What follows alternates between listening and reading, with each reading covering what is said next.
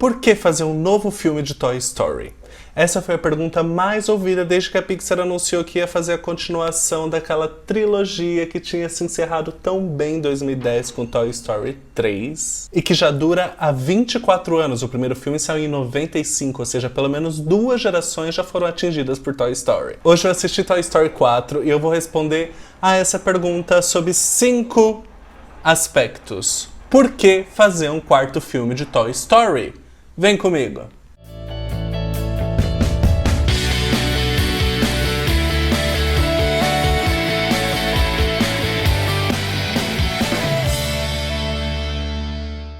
Bem-vindos ao canal Orelhas e Tiaras, eu sou o Paulo Gratão e nós temos vídeos aqui todas as terças e quintas ao badalar do meio-dia. Se você gosta desse tipo de assunto que tá chegando por aqui hoje, Disney, cinema, teatro musical também falamos bastante por aqui, já se inscreve no canal e ativa o sino para receber as nossas notificações, isso ajuda demais o meu trabalho. Ah, e não esquece de deixar um like que isso também me ajuda muito. Nessa semana chega aos cinemas Toy Story 4, o possível capítulo final ali de uma história que começou a ser contada em 1995. E a história de Toy Story se confunde com a história da própria Pixar. O estúdio ganhou reconhecimento mundial após o lançamento do primeiro Toy Story, que foi seu primeiro longa-metragem, mas eles já eram conhecidos ali na galera de tecnologia. Eles foram responsáveis, por exemplo, pelas principais tecnologias utilizadas no cinema em 91, nos 2 maiores bilheterias, que foi A Bela e a Fera e O Exterminador 2. Eles já vinham fazendo trabalhos com a Lucasfilm, que é dos Star Wars e da própria Disney. Em 91, o ano da Bela e a Fera, eles fecharam um contrato com a Disney para o lançamento de 3 longas-metragens em computação gráfica. Ninguém tinha feito isso até então. Eles acharam a oportunidade maravilhosa e não queriam desperdiçar de forma alguma. Então eles foram trabalhar duro no que seria o primeiro filme deles. Em 93, foi aprovado finalmente o primeiro roteiro de Toy Story, mas com algumas ressalvas, porque a Disney não ficou muito contente com o que ela viu à primeira vista. A Disney teria todo o direito sobre os filmes, distribuição e merchandising, mas não teria acesso ao segredo Pixar. O roteiro foi aprovado depois de muitas refações no projeto. O Woody sempre foi o protagonista da história, mas nas primeiras versões ele tinha traços mais sérios e algumas atitudes que hoje eles reconhecem que o tornariam um idiota. Ele era durão, encrenqueiro, algo que a Disney rechaçou na época, eles não queriam. Foi necessário um feedback bem negativo da Disney, que até hoje é conhecido na Pixar como a Sexta-feira Negra. Depois do lançamento de Toy Story, a Pixar recebeu o maior investimento de uma empresa naquele ano, em 95, e aí começou a contar sua história para o mundo junto com a história do Woody. Os outros 2 filmes que eles fizeram para a Disney nesse mesmo primeiro contrato foi Vida de Inseto e Toy Story 2. Toy Story 2, inclusive, foi uma sequência que foi lançada direto para os cinemas, mas que a Disney tentou convencer a Pixar a fazer direto para o home video, porque a Disney tinha tido um trabalho de lançar sequências direto para o home video que estava bem satisfatório, e a sequência que eles colocaram no cinema, Bernardo e Bianca na Terra dos Cangurus, tinha sido bem mal em bilheteria. A Pixar aceitou a princípio, mas percebeu que ia ter que baixar o padrão do que eles entregavam, então eles resolveram convencer a Disney a lançar nos cinemas. Isso não fez com que a produção fosse mais fácil, muito pelo contrário, a produção do Toy Story 2 ainda foi bem conturbada, eles tiveram várias nuances, tiveram que refazer várias vezes até estabelecer um conflito pro Woody. Qual que seria a angústia dele? Algo que realmente desse uma motivação para ele se perder e pensar se realmente ele queria voltar pro Andy ou se ele queria ir morar com o colecionador. E a gente percebe que essa preocupação da Pixar está em todos os filmes, principalmente nos Toy Stories, e também está presente no Toy Story 4. Algo que realmente faça o espectador entrar na pele do personagem, não ser uma decisão tão fácil que ele tem que tomar. E aí o primeiro aspecto que eu julgo que levou a Pixar a fazer esse quarto filme depois daquele terceiro tão premiado e tão elogiado é a nostalgia. Sem dúvida, a primeira razão com que fez com que a Pixar decidisse reviver Toy Story tantos anos depois. Estamos na era da nostalgia, com diversas continuações, remakes e live actions, que tem faturado alto com a galera dos anos 90 e colocado um monte de produtos nas prateleiras novamente. Não tem outra, nostalgia é a bola da vez. Toy Story é um produto que funciona muito bem atemporalmente, ele pega gerações, então a Pixar nem teve que pensar muito, né? Vamos refazer Toy Story. Agora, saindo um pouco dos aspectos comerciais, indo mais pro lado artístico para entender por que Toy Story merecia um quarto filme, é só a gente reparar na tecnologia que foi utilizada nesse filme. Como eu disse, Toy Story foi o primeiro longa-metragem feito em computação gráfica. Outras empreitadas já haviam sido desenhadas por outros estúdios, até mesmo pela Disney, não só o desenho 2D, mas nenhum tinha feito o que a Pixar fez até então. E é interessante a gente ver como o Toy Story tem transitado ao longo do tempo e ao longo da evolução da computação gráfica. Os traços dos personagens foram mudando nesse tempo, e se você for assistir o Toy Story 4, você vai ver que o Andy tá muito diferente do Andy do primeiro filme.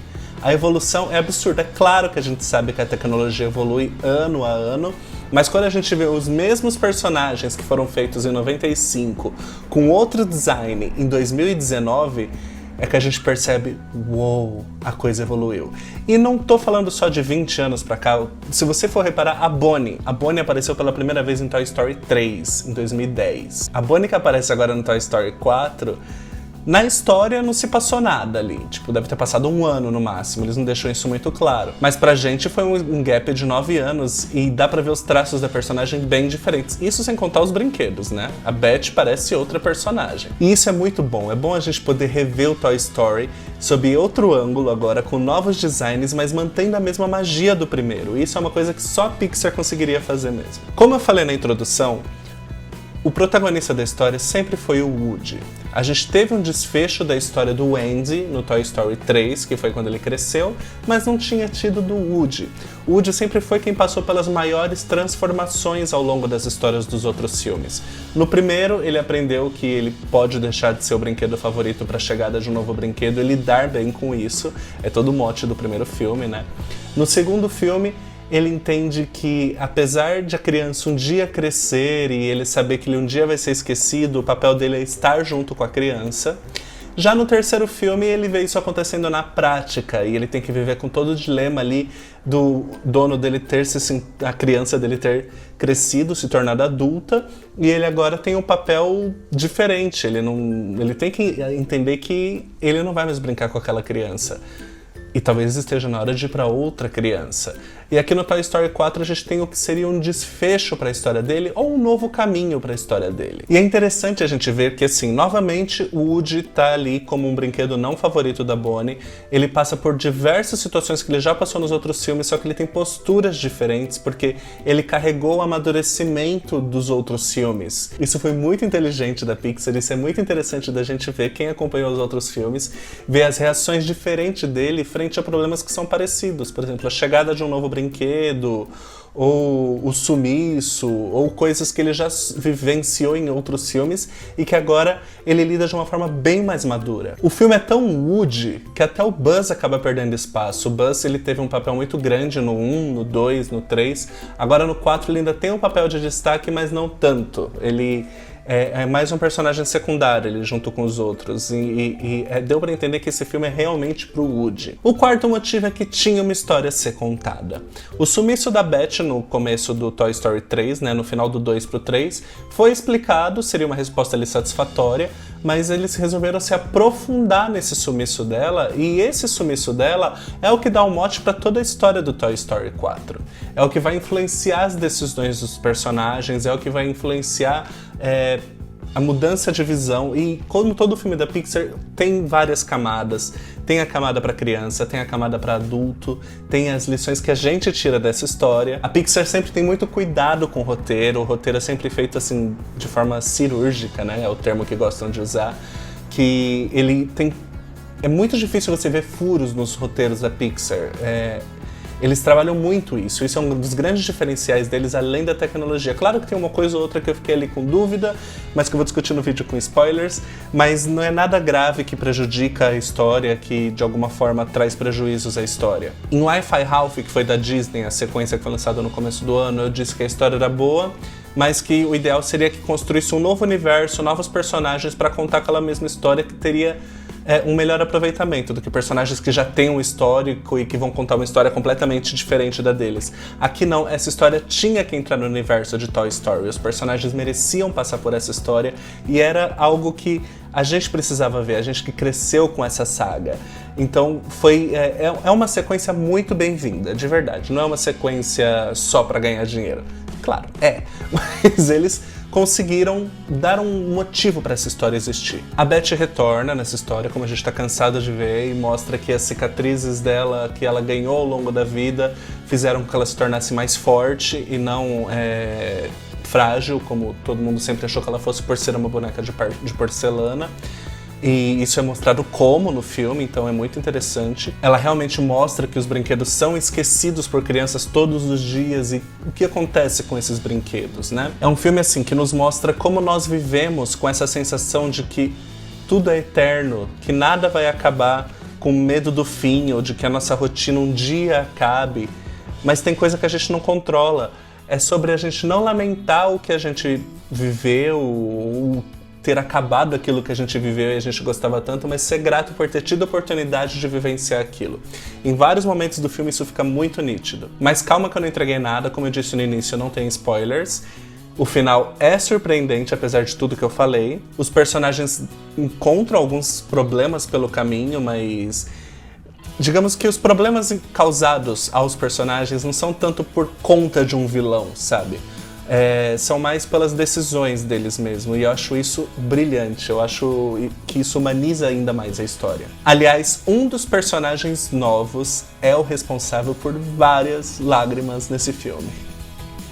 Não vou entregar quem, vou falar também no vídeo com spoilers. E claro, o quinto motivo são os novos personagens. O filme é menos triste do que eu imaginei, porque assim, eu já fui preparado para uma hecatombe emocional.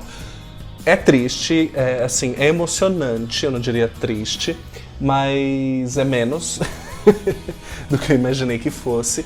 E os novos personagens trazem um frescor para a história, todos eles. O Garfinho, o Coelhinho, o Patinho, a Isa Risadinha, que ficou sendo o nome dela aqui em português, a Gabi Gabi. Todos eles trazem um frescor, uma coisa nova para a história que é muito, muito legal. E eu destaco aí o Garfinho, porque ele ajuda a desenhar para gerações novas o que é o universo de Toy Story. E as dúvidas dele, na verdade, são para responder as dúvidas daquelas crianças que estão indo assistir pela primeira vez o Toy Story. E ele entra para engrandecer muito o universo, engrandecer a história. Ele faz os personagens se questionarem sobre si mesmos, eu acho isso bárbaro. E é claro, assim, eu digo que é um possível final para a história, porque esse filme deixa muitas portas em aberto. Eu encontrei pelo menos 2 portas abertas ali para novas histórias que eu vou comentar no vídeo com spoilers que sai na quinta, mas tem outras portas não óbvias, que a Pixar gosta muito de ir por esse caminho, e a gente já tem a confirmação de 2 séries que vão pro Disney Plus, que é uma série da Beth e uma série do Garfinho, então esse universo com certeza vai ser expandido. Falando em novos personagens, uma coisa que a Pixar conseguiu fazer brilhantemente é agregar um monte de personagens novos e não desvalorizar nenhum dos personagens antigos. Você consegue ter espaço para todos, as cenas do Duke Caboom são perfeitas, a jornada dele é perfeita, a jornada da Gabi Gabi é perfeita, a jornada do Garfinho é perfeita. E abre um arco assim maravilhoso para todos os personagens novos. A Pixar conseguiu rememorar, refrescar e trazer Toy Story de novo. Temos muito mais Toy Story para ser contado ainda. E fiquem até o último minuto na sala de cinema, tá? Não saiam antes. Bom, essa foi minha review. Eu ainda tenho muito mais para falar de Toy Story 4, que eu vou falar com vocês na review com spoilers que sai na quinta-feira. Assistam esse filme no cinema, é um favor que vocês fazem a si mesmos. Até o momento, na minha visão, foi o melhor lançamento da Disney, que não é Disney, Pixar é Disney, então pra mim esse ano foi o melhor lançamento. E eu acho difícil superar, porque o que a gente tem pela frente aí é o Rei Leão, Malévola 2 e Frozen 2, que só chega aqui no começo do ano que vem, né? Então eu diria que tem sérias chances de ser o melhor lançamento da Disney em 2019. Corram pros cinemas. Me conta aqui embaixo qual a expectativa de vocês pro filme, o que vocês acham que vai ser essa história. A gente se vê no próximo vídeo, hein? Até lá! Tchau, tchau!